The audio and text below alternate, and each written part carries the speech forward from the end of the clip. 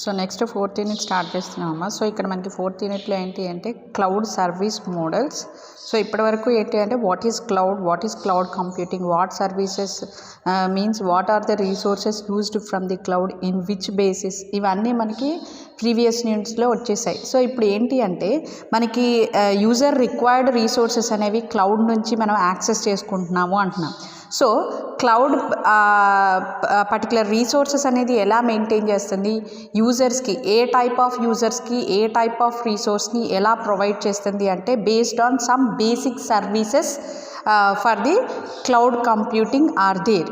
అంటే for different purposes different services are there. So different purposes means ఇక్కడ మనకి end users ఉండొచ్చు, developers ఉండొచ్చు, ఆర్కిటెక్ట్స్ ఉండొచ్చు. అంటే ఇన్ఫ్రాస్ట్రక్చర్ చేంజింగ్ పర్పస్ ఒక యూజర్ వర్క్ అవుతారు, at the same time application డెవలప్మెంట్కి ఒక యూజర్ వర్క్ చేస్తారు. అలా డిఫరెంట్ యూజర్స్ ఉంటారు. సో ఇక్కడ మనకి యూజర్ని బేస్ చేసుకొని మనకి రీసోర్సెస్ అనేవి చేంజ్ అవుతూ ఉంటాయి. సో అలా మనకి డిఫరెంట్ టైప్ ఆఫ్ యూజర్స్కి డిఫరెంట్ టైప్ ఆఫ్ రీసోర్సెస్ని క్లౌడ్ అనేది ప్రొవైడ్ చేయాలి అంటే క్లౌడ్కి ఆ టైప్ ఆఫ్ యూజర్ని బేస్ చేసుకొని డిఫరెంట్ సర్వీసెస్ ఉంటాయి. సో ఈ సర్వీసెస్తోని ఆ పర్టికులర్ యూజర్కి కావాల్సిన రీసోర్సెస్ అన్నిటినీ కూడా మనకి ఇక్కడ క్లౌడ్ అనేది యూజర్కి ప్రొవైడ్ చేస్తుంది అన్నమాట. సో వాటిని ఇక్కడ మనకి బేసిక్ క్లౌడ్ సర్వీసింగ్ మోడల్స్ అంటాం. సో ఇవి మనకి బేసిక్గా 3 టైప్స్ ఆఫ్ సర్వీసెస్ని ప్రొవైడ్ చేస్తుంది. సో ఆ సర్వీసెస్ ఏంటనేది నెక్స్ట్ చూద్దాము. సార్ బేసిక్గా మనకి క్లౌడ్ కంప్యూటింగ్ అనేది ఏం ప్రొవైడ్ చేస్తుంది, కంప్యూటింగ్ రీసోర్సెస్ని ప్రొవైడ్ చేస్తుంది, డెవలప్మెంట్ ప్లాట్ఫామ్స్ని ప్రొవైడ్ చేస్తుంది, and applications as a service to the end users. ఈ 3 పర్పజెస్ మనకి క్లౌడ్స్ అనేది యూజ్ చేసుకుంటున్నాం. అంటే కొన్ని పర్టికులర్ రీసోర్సెస్ అనేవి బేసిక్గా మనకి ఓన్డ్ రీసోర్సెస్ ఉంటాయి. సో వాటితో పాటు మనకి ఏదైనా ఫర్ ప్రాసెసింగ్ పర్పస్ రీసోర్సెస్ అనేది కావాలి అంటే మనం క్లౌడ్ నుంచి తీసుకుంటున్నాం, వాటిని కంప్యూటింగ్ రీసోర్సెస్ అంటున్నాం. At the same time development platforms అంటే మనకి ఈక్వల్ టు సాఫ్ట్వేర్ రీసోర్సెస్ అవ్వచ్చు. అంటే మనకి ఇక్కడ రిక్వైర్డ్ రీసోర్సెస్ అనేవి అంటే రిక్వైర్డ్ సాఫ్ట్వేర్స్ అనేవి చాలా ఉండొచ్చు. సో ఆ సాఫ్ట్వేర్స్ అన్నిటిని మనకి ఇక్కడ సింగిల్ యూజర్ అనేవాళ్ళు మనకి మెయింటైన్ చేయడం అనేది కాస్ట్ ఎఫెక్టివ్ అండ్ మెయింటైనింగ్ కూడా మనకి ఇక్కడ రిస్క్. కాబట్టి మనకి ఇక్కడ వర్చువల్ లొకేషన్ నుంచి ఆ పర్టికులర్ సాఫ్ట్వేర్ రీసోర్సెస్ని మనం యాక్సెస్ చేసుకుంటామో ఆన్ రెంట్ బేసిస్ అని చెప్పాం. సో దానికోసం development platforms and applications as a service. మనకి ఏ టైప్ ఆఫ్ అప్లికేషన్ని రన్ చేయాలి అన్నా కూడా మనకి విత్ క్లౌడ్ బేసిస్ మనం అప్లికేషన్ని రన్ చేసుకోవచ్చు. సో వీటిని బేస్ చేసుకొని మనకి డిఫరెంట్ టైప్స్ ఆఫ్ సర్వీసెస్ని మనకి క్లౌడ్ అనేది ఎండ్ యూజర్కి ప్రొవైడ్ చేస్తుంది. So the information technology industries started subscribing the cloud services instead of buying the products. So ఇక్కడ మనకి ఇన్ఫర్మేషన్ టెక్నాలజీ అనేది ఏం ప్రొవైడ్ చేస్తుంది, ఏవైతే క్లౌడ్ సర్వీసెస్ ఉన్నాయో అది ఫర్ ఆర్కిటెక్ట్స్ అవ్వచ్చు, ఫర్ డెవలప్మెంట్ పర్పస్ అవ్వచ్చు, సమ్ అదర్ పర్పజెస్ అవ్వచ్చు. సో ఏ పర్పస్ కోసమైనా మనకి ఆ పర్టికులర్ రీసోర్సెస్ అనేవి క్లౌడ్ నుంచి యూజ్ చేసుకుంటూ ఉన్నప్పుడు ఆ పర్టికులర్ రీసోర్సెస్ని మనం జస్ట్ ఆన్ రెంట్ బేసిస్ వాటికి మనం అమౌంట్ అనేది పే చేస్తున్నాం కదా, దాన్నే ఇక్కడ మనం సబ్స్క్రైబింగ్ అంటున్నాం. ఇన్స్టెడ్ ఆఫ్ బయింగ్ దెమ్ అంటే ఆ రీసోర్స్ని మనం పర్మనెంట్గా పర్చేస్ చేయట్లేదు, జస్ట్ ఒక టైం పీరియడ్ వరకు మాత్రమే మనం యూజ్ చేసుకుంటున్నాం. సో ఈ ఫెసిలిటీని మనకి ప్రజెంట్ ఉన్న క్లౌడ్ కంప్యూటింగ్ అనేది మనకి ప్రొవైడ్ చేస్తుంది. క్లౌడ్ అనేది మనకి ఆ పర్టికులర్ సర్వీసెస్ని ప్రొవైడ్ చేస్తుంది. సో ఈ పర్టికులర్ సర్వీసెస్ని ప్రొవైడ్ చేయడం కోసం, ఈ పర్టికులర్ రిక్వైర్మెంట్స్ కోసం ఏదైతే బేసిక్ సర్వీసెస్ని క్లౌడ్ యూజ్ చేసుకుంటుందో ఆ బేసిక్ సర్వీసెస్ వచ్చి 3 టైప్స్ అన్నమాట. సో ఆ టైప్స్ ఏంటి అంటే IaaS, PaaS అండ్ SaaS. ఈ 3 టైప్స్ ఆఫ్ సర్వీసెస్ని మనకి డిఫైన్ చేసింది ఎవరు అంటే నిస్ట్. సో మనకి ఇక్కడ నిస్ట్ అనేది ఈ 3 బేసిక్ సర్వీసెస్ని యూజర్స్కి ప్రొవైడ్ చేస్తుంది. ఫర్ వాట్ పర్పస్ అంటే IaaS అనేది ఒక పర్పస్, PaaS అనేది ఒక పర్పస్, SaaS అనేది ఒక purpose. Infrastructure as a service. IaaS means infrastructure as a service. PaaS means platform as a service. SaaS means software as a service. So ఇలా మనకి 3 different purposes, 3 basic service models అనేవి క్లౌడ్కి work చేస్తున్నాయి. So అందులో మనకి first service model వచ్చేసి IaaS, infrastructure as a service. So infrastructure as a service అనేది అసలు మనకి ఎందుకు దేనికి యూజ్ చేసుకుంటున్నామంటే మనకి బేసిక్గా ఏదైనా ఒక పర్టికులర్ మనకి ఓన్ సింగిల్ ఆర్గనైజేషన్ ఉంది అనుకోండి, ఆ పర్టికులర్ ఆర్గనైజేషన్ అనేది దాని ఫంక్షనింగ్ అది కంప్లీట్ చేసుకోవాలి అంటే మనకి ఇక్కడ బేసిక్గా ఫిజికల్ ఇన్ఫ్రాస్ట్రక్చర్ అనేది ఒకటి ఎగ్జిస్ట్ అయి ఉంటుంది, అంతే కదా. మన ఓన్ ఇన్ఫ్రాస్ట్రక్చర్ అనేది ఒకటి ఎగ్జిస్ట్ అయి ఉంటుంది కదా. ఆ ఇన్ఫ్రాస్ట్రక్చర్ని బేస్ చేసుకునే మనం చేయాలి అనుకున్న ప్రాసెస్ అంతా కంప్లీట్ చేసుకుంటాం. ఇన్ కేస్ అక్కడ మనకి ఏదైనా ఇంకా ఎక్స్ట్రా రీసోర్సెస్ అనేది కావాలి ఫర్ డెవలపింగ్ దట్ ఆర్గనైజేషన్. ఇప్పుడు మనమే ఒక ఆర్గనైజేషన్ని నడుపుతున్నాం అనుకోండి, ఆ ఆర్గనైజేషన్ని నడపాలి అంటే మనకు ఒక ప్రీ ప్లానింగ్ అనేది ఉండాలి కదా. సో ఆ రీసోర్సెస్ అన్నిటినీ మనకు ఒక ప్రీ ప్లాన్డ్గా డిస్ట్రిబ్యూట్ చేయాలి, at the same time development చేయాలి, at the same time manage చేయాలి. సో అలా ఏదైతే ఒక పర్టికులర్ ఆర్గనైజేషన్ కోసం మనం వర్క్ చేస్తున్నామో దానికి ఒక ఇన్ఫ్రాస్ట్రక్చర్ అనేది ఫిజికల్ ఇన్ఫ్రాస్ట్రక్చర్ అనేది ఎగ్జిస్ట్ అయి ఉంటుంది. సో ఆ ఫిజికల్ ఇన్ఫ్రాస్ట్రక్చర్ అనేది ఫర్ డెవలప్మెంట్ పర్పస్ అది ఇనఫ్ కాదు అనుకోండి, మనకి ఇంకా దానికి ఇంకా ఇన్ఫ్రాస్ట్రక్చర్ అనేది ఇంకా కొంచెం మనం ఎక్స్టెండ్ చేయాలి, దాని ఇంకో కొన్ని ఫీచర్స్ అనేవి యాడ్ చేయాలి అని అనుకుంటున్నాం అనుకోండి ఫర్ డెవలప్మెంట్ పర్పస్. ఆ సిచ్యుయేషన్లో ఆ ఇన్ఫ్రాస్ట్రక్చర్ ఎక్స్పాండింగ్ అనేది మనకు ఒకవేళ కాస్ట్ ఎఫెక్టివ్ అయింది అనుకోండి, అంటే ఎక్స్పాండింగ్ అంటే ఏం లేదు, దానికి ఇంకొంచెం ఎక్స్ట్రా ఫీచర్స్ అనేవి యాడ్ చేయాల్సి వస్తుంది, కొన్ని ఎక్స్ట్రా సాఫ్ట్వేర్స్ అవ్వచ్చు, హార్డ్వేర్ రీసోర్సెస్ అవ్వచ్చు, సమ్ అదర్ రీసోర్సెస్ అవ్వచ్చు. సో ఆ రీసోర్సెస్ని యాడ్ చేయడం అనేది ఫర్ ఎగ్జాంపుల్ అది కాస్ట్ ఎఫెక్టివ్ ప్రాసెస్ అనుకోండి. అలాంటి సిచ్యుయేషన్లో ఏం చేస్తాము, సమ్ అదర్ లొకేషన్ నుంచి వర్చువల్ లొకేషన్ నుంచి మన ప్రజెంట్ ఇన్ఫ్రాస్ట్రక్చర్ డెవలప్మెంట్ పర్పస్ కావాల్సిన రీసోర్సెస్ని ఆన్ రెంట్ బేసిస్ అక్కడి నుంచి మనం తీసుకుంటున్నాం. సో దాని పర్పస్ ఇక్కడ IaaS అనేది యూస్ చేస్తాం. The ability given to the infrastructure architects to deploy or run any software on the computing resources provided by the service provider. ఇక్కడ సర్వీస్ ప్రొవైడర్ అంటే ఎవరు లేరు, క్లౌడ్ ప్రొవైడర్నే ఇక్కడ మనకి సర్వీస్ ప్రొవైడర్ అంటున్నాం. సో ఇక్కడ IaaS ఎబిలిటీ ఏంటి అంటే ఇప్పుడు ఎవరైతే ఇన్ఫ్రాస్ట్రక్చర్ ఆర్కిటెక్ట్స్ ఉన్నారో ఇవి మనకి ఫిజికల్ ఇన్ఫ్రాస్ట్రక్చర్ ఆర్కిటెక్ట్స్. సో వాళ్ళు ఎలా దాన్ని డెవలప్ చేయాలి అంటే మనం దాన్ని ఇంకా కొంచెం ఇంప్రూవ్ చేయాలి అంటే మనం ఏం చేయాలి, మన దగ్గర ఒక ఇన్ఫ్రాస్ట్రక్చర్ ఉంటుంది, క్లౌడ్ దగ్గర ఒక ఇన్ఫ్రాస్ట్రక్చర్ ఉంటుంది. అక్కడ ఇన్ఫ్రాస్ట్రక్చర్లో రన్ అయిన రీసోర్స్ మన దగ్గర కూడా మనం ఎప్పుడైతే మన కరెంట్ ఇన్ఫ్రాస్ట్రక్చర్లోకి మార్చుకున్నామో అప్పుడు కూడా ఆ రీసోర్స్ అనేది ప్రాపర్గా రన్ అయ్యేటట్టుగా ఉండాలి కదా. అక్కడ ఒక OS ఉండొచ్చు, మన దగ్గర ఒక OS ఉండొచ్చు. ఫర్ ఎగ్జాంపుల్ మీకు అర్థం కావడానికి చెప్తున్నాను, మన దగ్గర అయిన ఇన్ఫ్రాస్ట్రక్చర్ మనం డిజైన్ చేసుకున్న ఫిజికల్ ఇన్ఫ్రాస్ట్రక్చర్ అనేది ఒక OSలో ఉంది, వర్చువల్ ఇన్ఫ్రాస్ట్రక్చర్ అనేది ఒక OSలో ఉంది. అక్కడ నుంచి రీసోర్స్ వచ్చి మనకి ఫిజికల్ ఇన్ఫ్రాస్ట్రక్చర్లో రన్ అవ్వాలి యాక్చువల్గా. సో రన్ అవ్వాలి అంటే మనకి ఇక్కడ ఆర్కిటెక్ట్ అనేది దాన్ని ఎలా ఇన్ఫ్రాస్ట్రక్చర్ని మెయింటైన్ చేసుకోవాలి, ఈవెన్ దో ఏదైనా ఒక రీసోర్స్ని మనం డిప్లాయ్ చేసుకున్నప్పుడు ఆర్ ఎనీ సాఫ్ట్వేర్ని మనకి తీసుకున్నప్పుడు లేదా ఏదైనా ఒక కంప్యూటింగ్ రీసోర్స్ని మనం యాక్సెస్ చేసుకున్నప్పుడు సమ్ అదర్ వర్చువల్ లొకేషన్ నుంచి అది కూడా మనకి ప్రాపర్గా రన్ అయ్యేటట్టుగా ఉండాలి. అది వచ్చేసి మనకి ఇక్కడ సర్వీస్ ప్రొవైడర్ ప్రొవైడ్ చేస్తున్నారు రీసోర్స్. సో ఆ సర్వీస్ ప్రొవైడర్ ప్రొవైడ్ చేసిన రీసోర్స్ అనేది మన ఫిజికల్ ఇన్ఫ్రాస్ట్రక్చర్లో రన్ అయ్యేటట్టుగా ఆర్కిటెక్ట్స్ చూసుకోవాలి. So next here the underlying infrastructure. Underlying infrastructure అంటే physical infrastructure, our own infrastructure.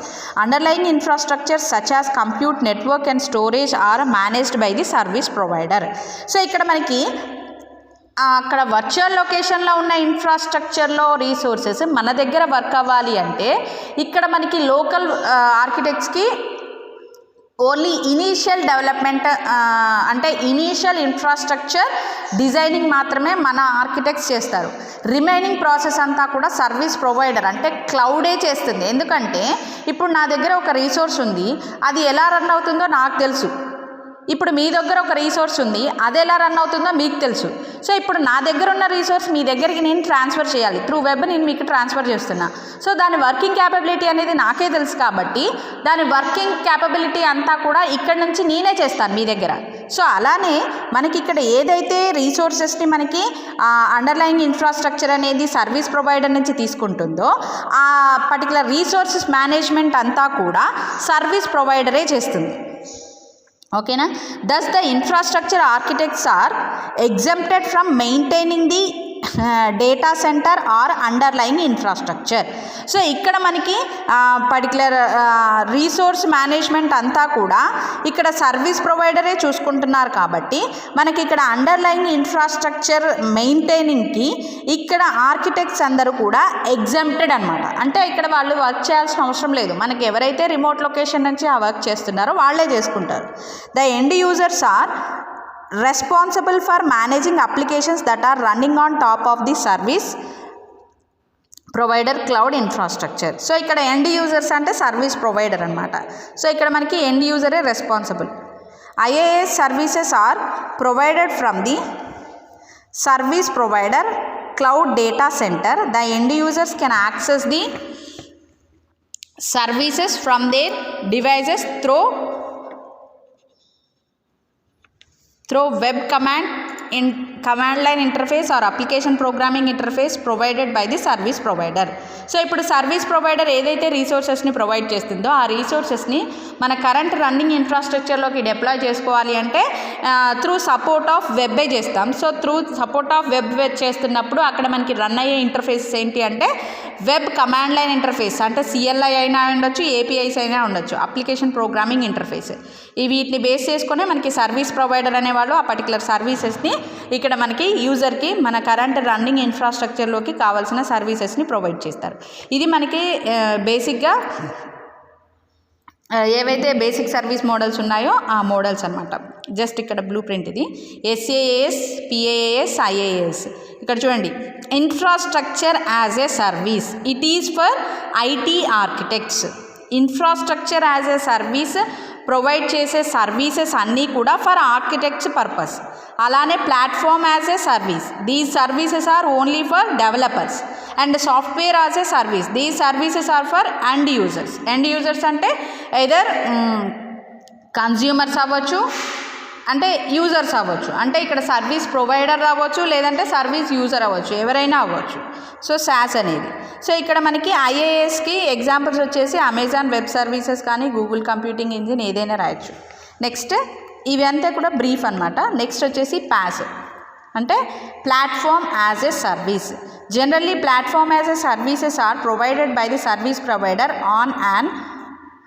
on premises or a dedicated or hosted cloud infrastructure. These are provided by the service providers. PaaS services, platform as a service provider, platform as a services కూడా మనకి ఇక్కడ service providers అనే వాళ్ళు ఎలా provide చేస్తున్నారు అంటే on the basis of the cloud infrastructure. On the basis of the cloud infrastructure. ఎందుకంటే ఇక్కడ మనకి నెక్స్ట్ ప్రాసెస్ అంతా కూడా ఇన్ఫ్రాస్ట్రక్చర్ని బేస్ చేసుకునే ఉంటుంది. ఇన్ఫ్రాస్ట్రక్చర్ని బేస్ చేసుకునే మనకి ఆ పర్టికులర్ కంప్యూటింగ్ ప్రాసెస్ జరుగుతుంది, పర్టికులర్ ఎగ్జిక్యూటింగ్ ప్రాసెస్ అవ్వచ్చు, పర్టికులర్ మెయింటైనింగ్ ప్రాసెస్ అవ్వచ్చు, ఏదైనా కూడా మనకి ఇక్కడ ఇన్ఫ్రాస్ట్రక్చర్ని బేస్ చేసుకునే వర్క్ అవుతుంది. కాబట్టి ప్లాట్ఫామ్ యాజ్ ఏ సర్వీస్ అనేది ప్రొవైడ్ చేసే సర్వీసెస్ అన్నీ కూడా ఇక్కడ బేస్డ్ ఆన్ క్లౌడ్ ఇన్ఫ్రాస్ట్రక్చరే వర్క్ అవుతుంది. The developers can access the deployment platform over the internet through the web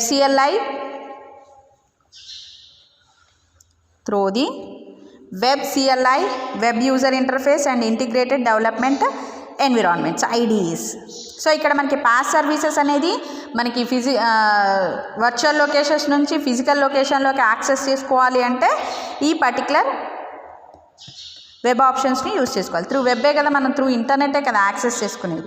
అలానే ఇక్కడ మనకి PaaS సర్వీసెస్కి ఎగ్జాంపుల్స్ వచ్చేసి గూగుల్ యాప్ ఇంజిన్, force.com ఇవన్నీ అనమాట. Next SaaS, software as a service. SaaS services are hosted in service providers managed are on service provider hosted cloud infrastructure. The end users can access the services from any thin clients are web browsers. So ఇక్కడ మనకి SaaS కూడా అంతే, software as ఏ సర్వీసెస్లో కూడా ఇక్కడ main responsibility అంతా కూడా cloud ప్రొవైడర్దే ఉంటుంది.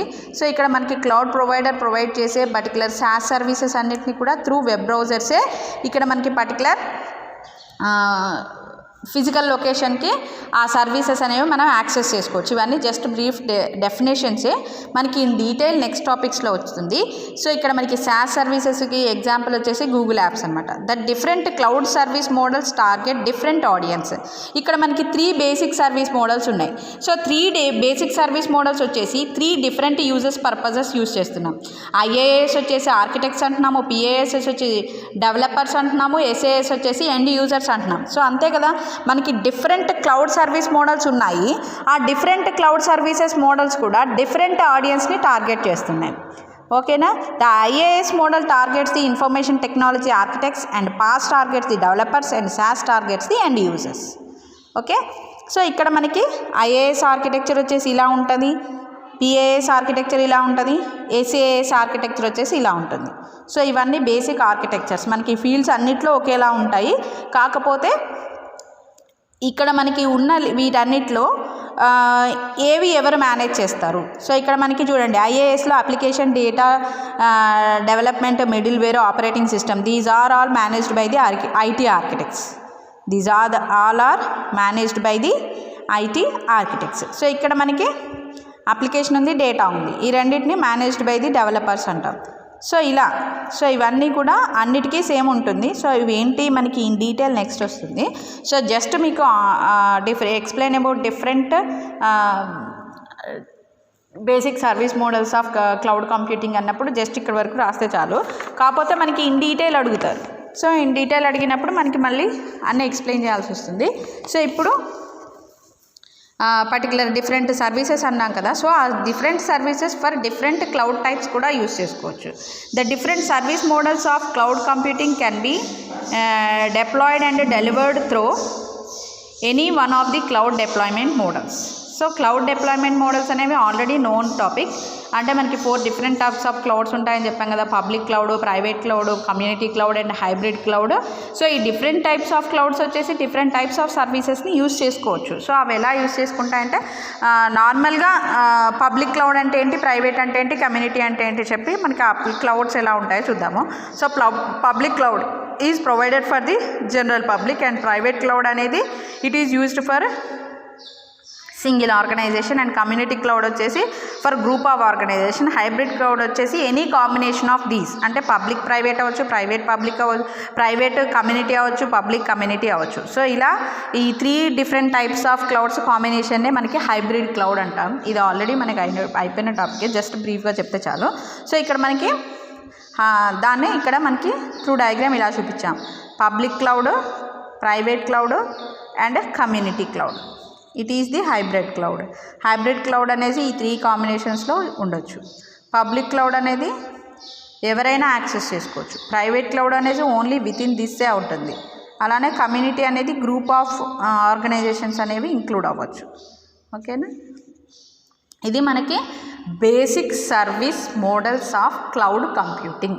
అసలు జస్ట్ బ్రీఫ్ డెఫినేషన్, అసలు మనకి క్లౌడ్ సర్వీస్ మోడల్స్ ఏంటి, మోడల్స్ అనేవి వేటి పర్పస్ యూజ్ చేసుకుంటున్నారు, IaaS దేనికి, PaaS దేనికి, SaaS దేనికి అనేది జస్ట్ బ్రీఫ్ డిస్కషన్ అనమాట. ఇది ఇన్ డీటెయిల్ మనకి నెక్స్ట్ వస్తుంది. అంటే IaaS అసలు బేసిక్ సర్వీసెస్ ఏంటి, అందులో సర్వీసెస్ అనేది ఎలా జరుగుతుంది, అది ఏ సిచ్యువేషన్లో సూటబుల్, ఏ సిచ్యువేషన్స్లో అది సూటబుల్ అవ్వదు, ఇవన్నీ కూడా మనకి నెక్స్ట్ టాపిక్లో వస్తుంది. ఇది just brief discussion about the cloud service models.